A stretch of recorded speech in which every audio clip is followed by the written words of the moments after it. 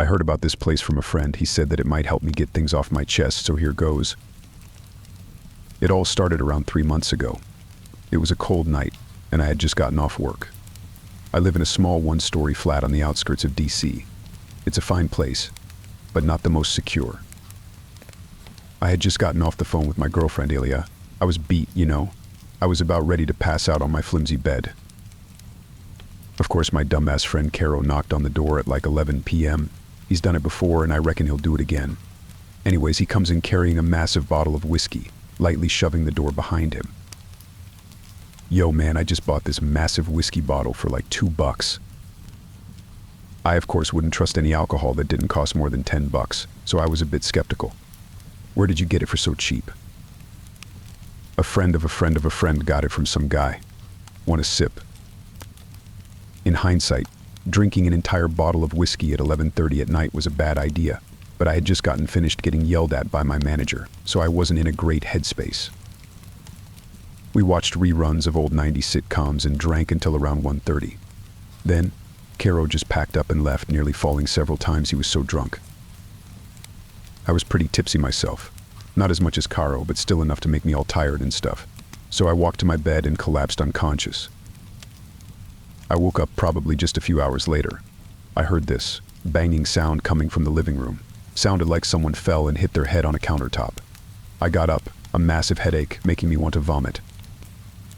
After struggling to stand, I walked into my small living room and didn't see anything, except for one small thing. The front door was open. I stupidly shrugged it off and closed it, assuming Caro didn't close it all the way.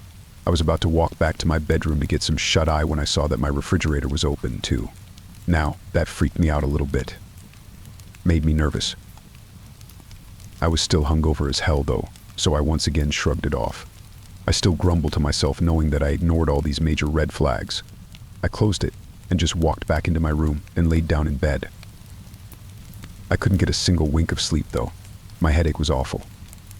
I was thinking Caro might have bought bad whiskey, when out of the corner of my eye I saw my closet's shuttered door open just a little, making a grating, creaking noise.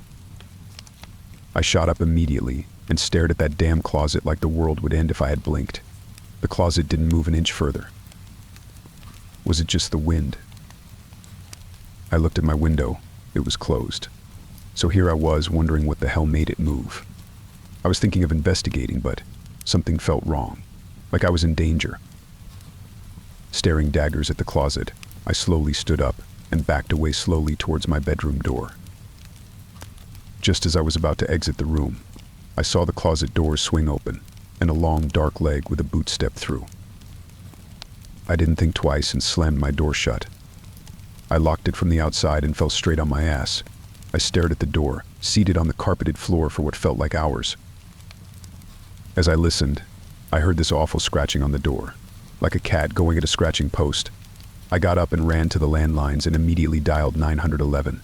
My flat was old, so it still had one of those old house phones with a wire. I never broke sight of my bedroom door as I asked for the cops. It was around 10 or so minutes later when the officers came. I was pointing a kitchen knife at my bedroom door when 2 cops walked in. It was a tall, blonde-haired guy with sunglasses, an average-height balding man, and an unkempt goatee. I started shouting about what had happened, but the 2 cops just stared at me like I was crazy. "All right, relax, we'll see what it is," the tall cop said. The balding cop was munching on a cherry donut, but I could make out, "You sure it isn't just a cat?" I was at the end of my rope and had to resist exploding on him. "Yes, I'm sure it wasn't a cat. Please check." The 2 cops walked into my bedroom, their service pistols drawn low. I stood in the living room patiently, hoping that they exit carting out a dead home invader. Instead, they exit empty-handed. "Now, are you sure you didn't see a stray kitty?" the balding cop chuckled.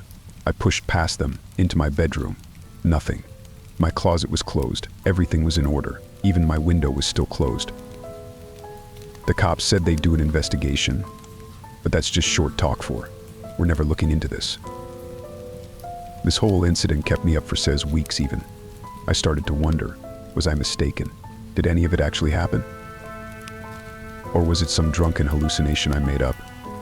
I started to think so, until 1 month ago. I was leaving my bedroom, ready to go to work, when I noticed something on my bedroom door.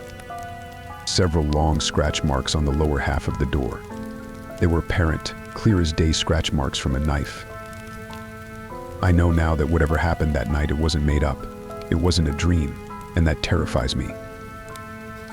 I posted my story here to hopefully get some peace of mind. I doubt I'll ever forget this whole debacle, and I sure as hell hope that whoever that intruder was, he'll never come back for me.